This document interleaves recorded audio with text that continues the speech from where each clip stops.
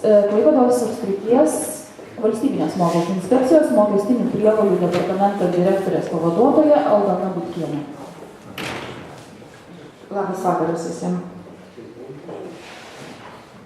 Trumpai pristatysiu duomenis, kuriais disponuoja mokesčių inspekcija apie smulkų ir vidutinį verslą. Kaip matome iš skaidrės, Klaipėdos mokesčių mokėtojai, Klaipėdos gyventojai drąsiai kūrė naujas įmones. Ir kaip matom iš skaidrės 2012 metais Klaipėdos apskrity įkurtos yra 1287 naujos įmonės, iš jų Klaipėdos mieste 835. Bendrai Lietuvoje 14 su viršum tūkstančių.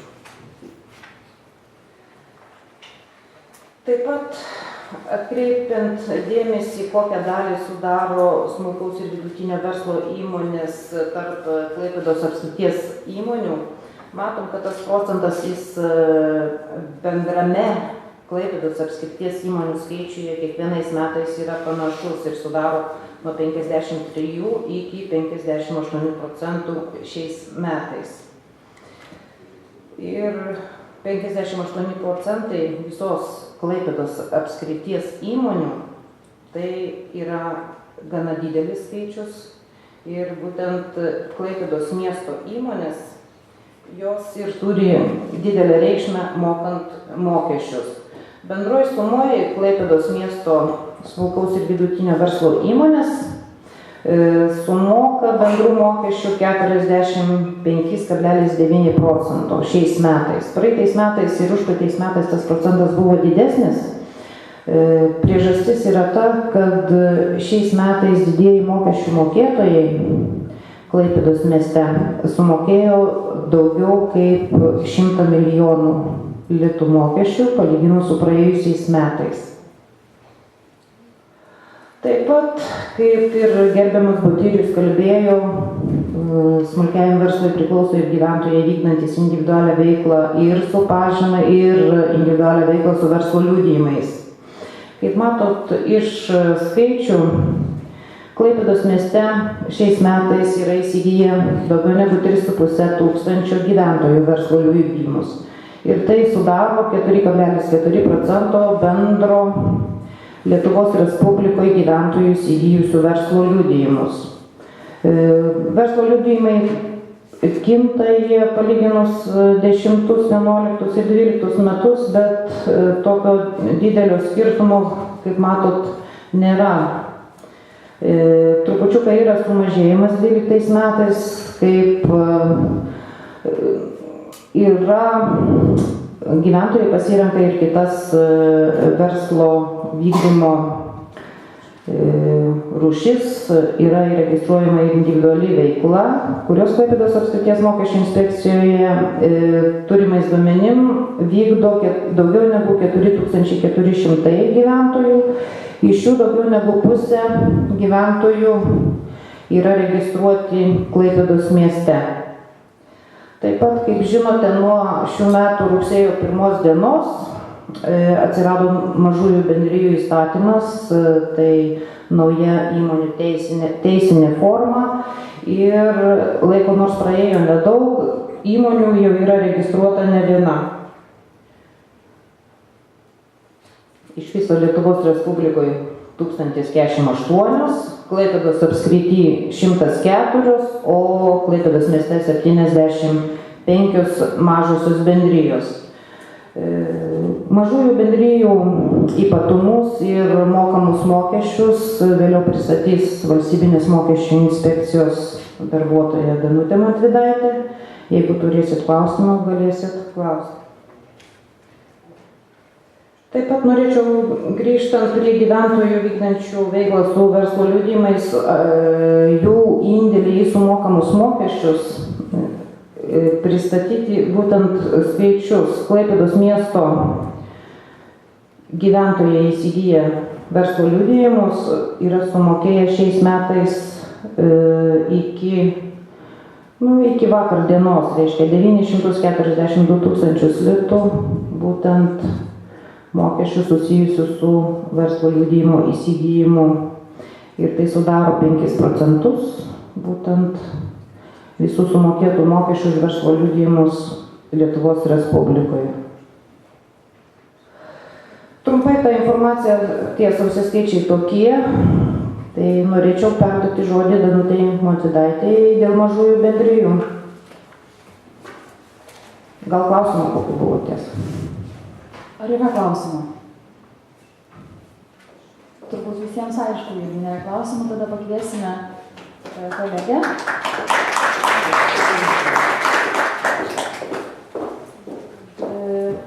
Mokesčių inspekcijos departamento atstovė Danutė Montvydaitė, jums papasakos mums apie mažasias bendrijas.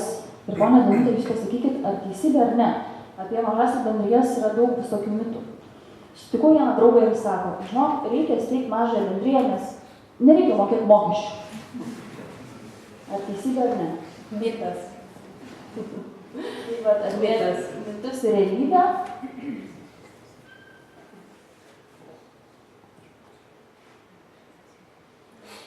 Tai labą vakarą visiems ir pasistengsiu labai trumpai, kaip Dovilė sako, labai trumpai ir glaustai pristatyti mažųjų bendrijų mokesčių ypatumus. Ši nauja verslo forma, kaip žinote, įstatymas buvo priimtas birželio mėnesį, įsigaliojo nuo rugsėjo 1 dienos. Šis klausimas yra labai populiarus šiai dienai ir tenka bendrauti mokesčių mokėtojų auditorijose seminarų metu. Yra pateikiami labai įvairiausi klausimai ir jų klausimų gausimas rodo tikrai didelį susidomėjimą šio klausimu.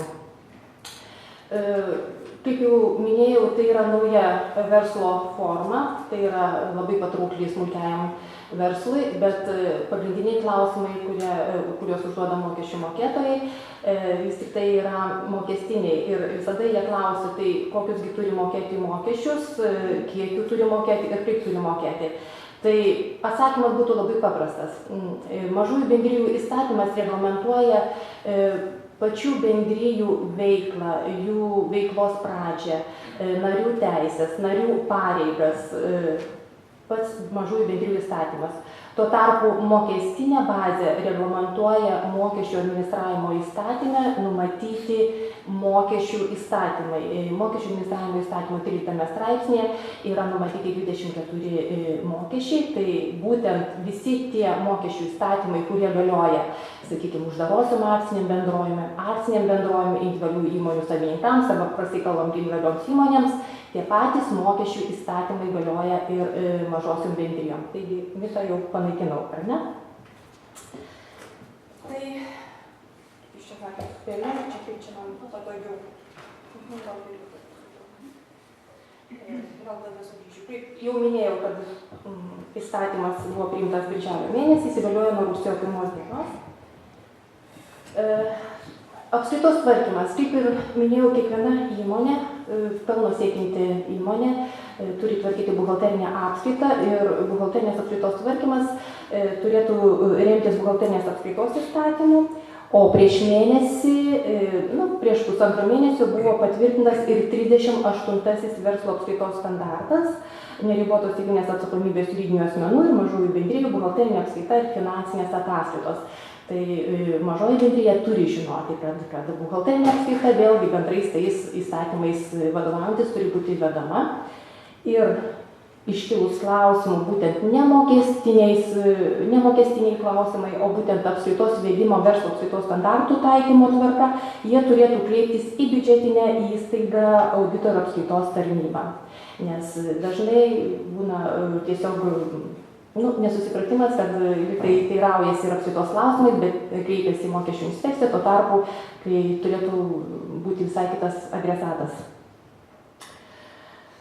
Kaip jau ir minėjau, kad mokesčius reglamentuoja mokesčių administravimo įstatymas, jo 13 straipsnėje yra numatyti 24 mokesčių įstatymai.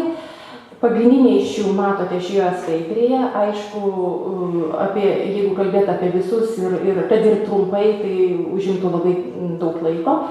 Tai matot pagrindinius, o aš iš tų pagrindinių dar tik kelis paminėsiu, kurie galbūt tie mokesčių įstatymai kaip žinia, kad mokesčiai priklauso, kokius turėsiu mokėti, priklauso nuo veiklos formos. Jeigu aš vykdau, sakykime, kažkokią tai prekybę akcizinėm prekiam, tai aišku, man reikės ir akcizo mokestį mokėti, tuo tarpu, jeigu aš vykdysiu kažkokią paslaugų sritį, galbūt to akcizo įstatymų man ir nereikės naudotis. Taigi iš šitų matomų įstatymų aš paminėsiu pačius pagrindinius, kuriais turi vadovautis praktiškai visos įmonės, visi juridiniai asmenys. Pradėčiau nuo pelno mokesčio įstatymo. Kaip žinia, kad mažosios bendrijos yra pelno mokesčio mokėtojas ir jų pelno mokesčio bazė yra visos pajamos, tiek gautos Lietuvoje, tiek gautos užsienio valstybėje. Taip pat, kuriant mažąją bendriją, yra mažosios bendrijos nario įnašas, įnašas gali būti atliktas tiek turtu, tiek pinigais, tuo tarpu nei paslaugomis, nei darbais tas įnašas negali būti suformuotas. Na ir pagrindiniai pelno mokesčio tarifai yra 15% pagrindinis ir lengvatinis 5% tarifas. Dabar kas gali pasinaudoti 5% tarifu?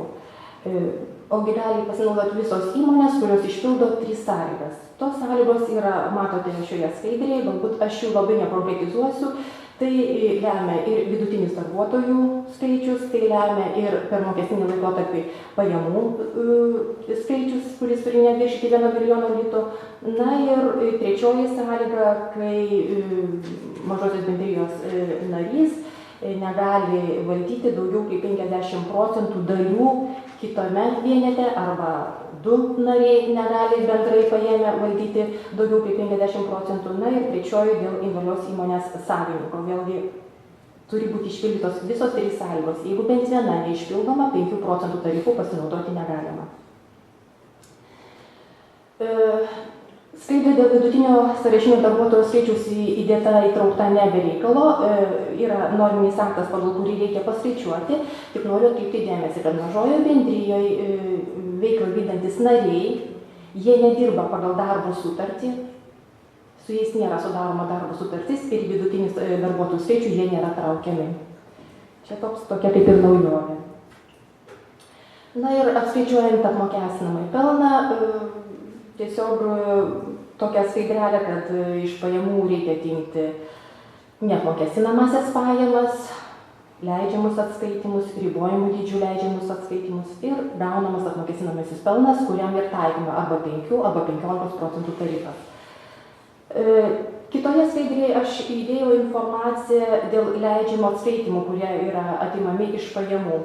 Tai kaip žinote, kad leidžiamiems atskaitimams yra priskiriamos visos faktiškai patirtų išlaidų sumos, kurios yra būtinos pajamoms uždirbti arba ekonominei naudai gauti.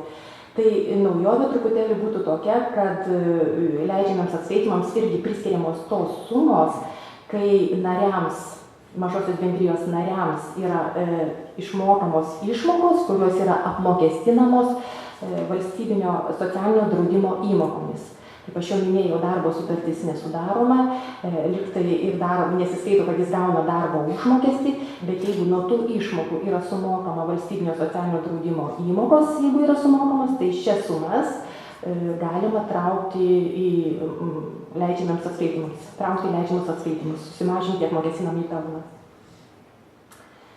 Norėčiau atkreipti dėmesį, kad mažosios bendrijos patiria ir steigimo išlaidas. Tai visos tos steigimo išlaidos, įstatų parengimas, jų įregistravimas, patirtos išlaidos, šitos išlaidos negali būti traukiamas į leidžiamus atskaitimus. Tai yra laikoma, kad tos išlaidos yra patiriamos iki mažosios bendrijos įregistravimo. Dar nėra mažosios bendrijos, o aš patiriu tas išlaidas. Vadinasi, tos sumos negali būti traukiamos.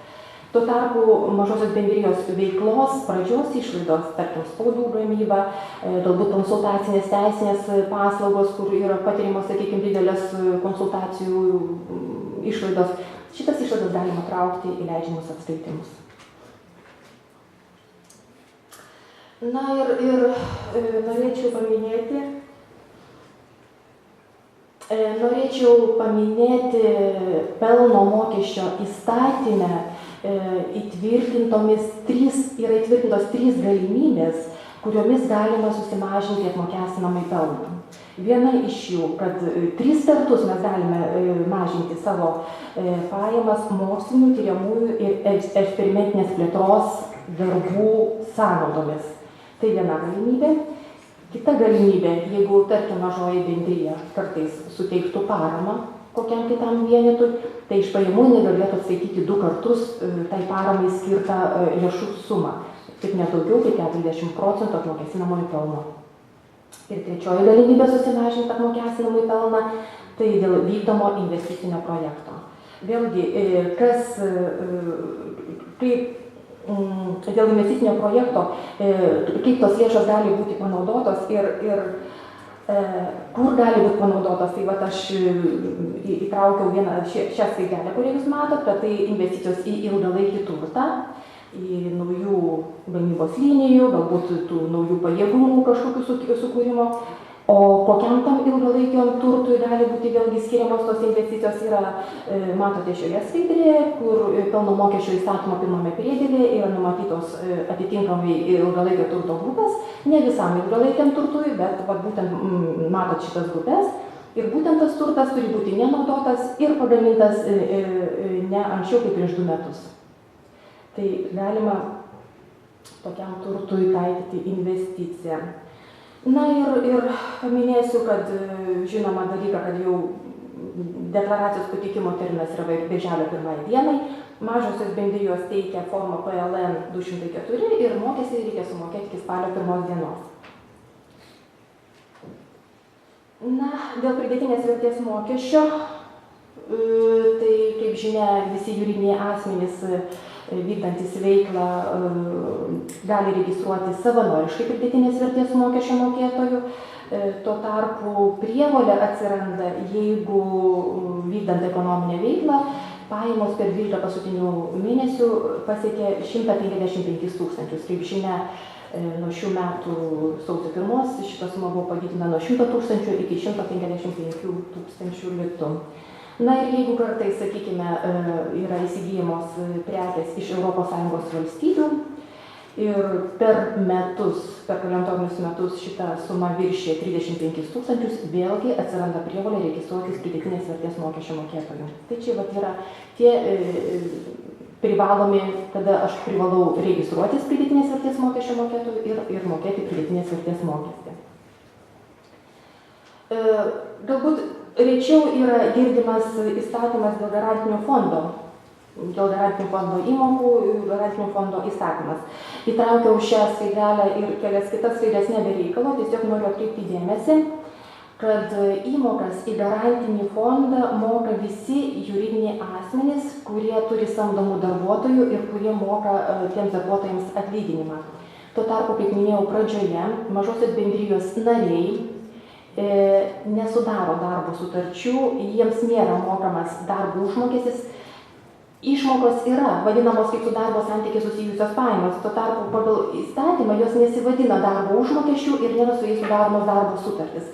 Tai nuo šitų narių sumokėtų tų išmokų, nuo kurių skaičiuojasi valstybinio socialinio draudimo įmokos į garantinį fondą yra nemokamos.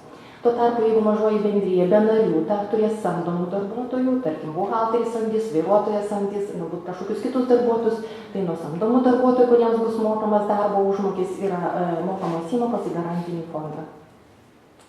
Na ir norėčiau paminėti dar naujovę, kuri įsigalios nuo 13 metų kovo 1 dienos, kad jeigu šiai dienai įmokas į garantinį fondą moka darbdaviai juridiniai asmenys, tai nuo kitų metų kovo 1 dienos įmokas į garantinį fondą mokės ir darbdaviai fiziniai asmenys.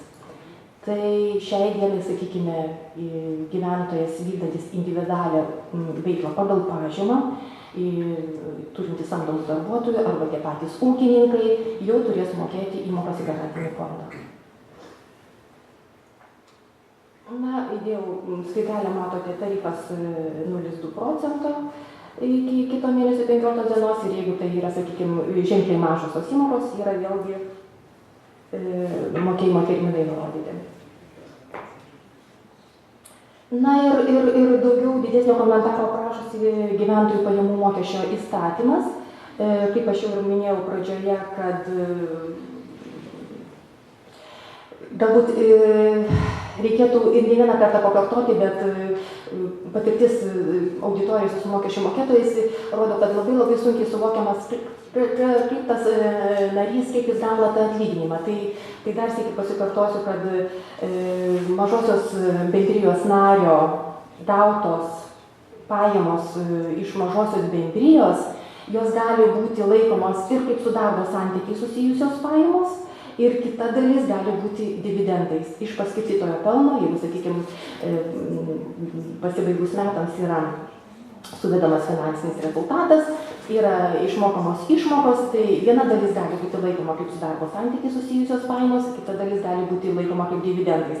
Dabar kokia dalis su darbo santykiais, kokia dalis su dividendais, vėlgi turi būti apspręsta nuostatose, mažosios bendrijos nuostatose. Kas nuostatose turi būti apspręsta, tai yra nurodyta mažųjų bendrijų įstatyme. Jeigu tai yra apspręsta, kad kažkokia tai dalį lėšų išmokų bus laikomos kaip su darbo santykiai susijusios pajamos, tai noriu atkreipti dėmesį, kad būtent šitoms sumoms yra nustatytos ribos, lubos. Per mėnesį negali būti didesnė suma kaip 5952 litai, per metus negali viršyti 71 424 litų. Jau šitą ribą reikia prisilaikyti, nes tai yra reglamentuota valstybinio socialinio draudimo mokėjimo įstatyme. Kaip minėjau apie dividendus. Na ir tarifas, vėlgi su darbo santykiai susijusioms pajamoms yra taikomas 15% tarifas, dividendams, pajamoms iš paskirstytojo pelno yra taikomas 20% pajamų mokesčio tarifas. Ir noriu atkreipti dar labai trumpai dėmesį, kad mažosios bendrijos nario, kuris gauna išmokas iš pelno ir jos yra laikomos tiek kaip su darbo santykiai susijusios pajamos, tiek kaip dividendais, mažosios bendrijos nario šitos gautos lėšos yra priskiriamos B klasės pajamoms. Ką tai reiškia? Tai reiškia, kad šitas narys pasibaigus metams turi šitas pajamas deklaruoti mokesčių inspekcijai iki gegužės 1 dienos, pateikiant pajamų mokesčio deklaraciją. Turi pateikti deklaraciją ir pats sumokėti pajamų mokestį. Kaip minėjau, 15%, o nuo dividendų 20%. Tuo tarpu mažosios bendrijos vadovo, kuris pagal mažųjų bendrijų įstatymą yra numatyta, kad jis turi dirbti pagal civilinę paslaugų sutartį, jo gautos pajamos yra priskiriamos A klasės pajamoms, tai reiškia, kad nuo tų išmokų mokestį apskaičiuoti, išskaičiuoti ir sumokėti biudžetą turi mažoji bendrija. Tai va čia tokie jau yra nauji, tokios kertinės naujovės, išskirtinumai, lyginant su uždarai esmė bendrovė, sakykime, kitos formos įmonė.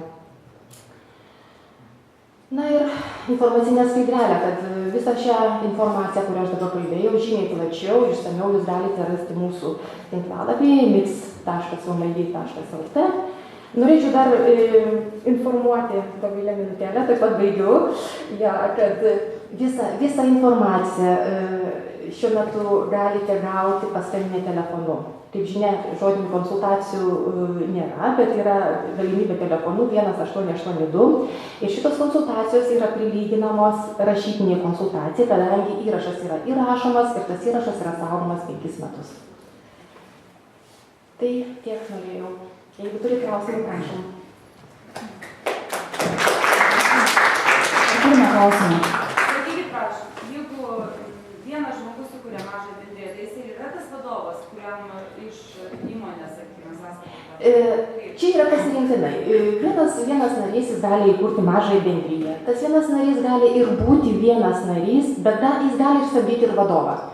Bet tuo pačiu tas vienas narys gali būti ir narys, ir vadovas. Ir tada jisai kaip mokės tas mokesčius? Nu, taip, lygiai taip. Vadovas ar kaip narys? Ne, tai jeigu jis kaip narys gaus lėšas, tai jis mokės kaip narys. Jeigu jis turės sudaręs civilinės paslaugų sutartį, jeigu jis gaus išmokas pagal sutartį, tai jis mokės kaip A klasė, tai bendrija už jį mokės. Čia žiūrint kaip kokia pirma. Ar dar būtų klausimų? Ar yra aišku, jeigu lyginti verslo formas, uždarą akcijų bendrovę, mažąją bendriją ir, sakykime, individualią veiklą? Kokie skirtumai? Ta prasme, ne tik, kad kokie skirtumai, kada kokią užsiimti? Na, individuali veikla pagal pažymą, aš supratau, tai yra vykdo veiklą gyventojas, tai yra ne juridinis asmuo, tai yra gyventojas. Tiesiog, kaip gerbiamas Butilius minėjo, kad tai yra pats smulkiausias verslo forma, tai su verslo liudijimu arba individuali veikla pagal pažymą. Dabargi uždaroji akcinė bendrovė, ar ne?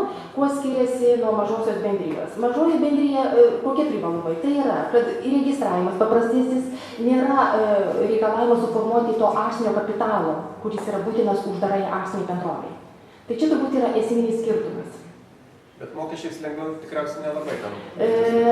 Na, mokesčiai, kaip aš jau minėjau, yra tie patys mokestiniai įstatymai. Tai jeigu reikia gyventojų pajamų mokestį mokėti, tai yra tas pats gyventojų pajamų mokesčių įstatymas, pelno mokestis vėlgi minėjau 15% tarifas. Tai praktiškai viskas tas pats. Tik tai, kad nėra akcinio nereikalavimo, reiškia sudaryti tą akcinį kapitalą, įstatinį kapitalą pradėti pradžiai. Na ir nėra sudaromos darbo sutartys, galbūt čia yra toks palengvinimas, kad su tais nariais nėra sudaromos darbo sutartys. Ar turime dar klausimų? Tuomet padėkosime mūsų pranešėjams. Švenčių visiems.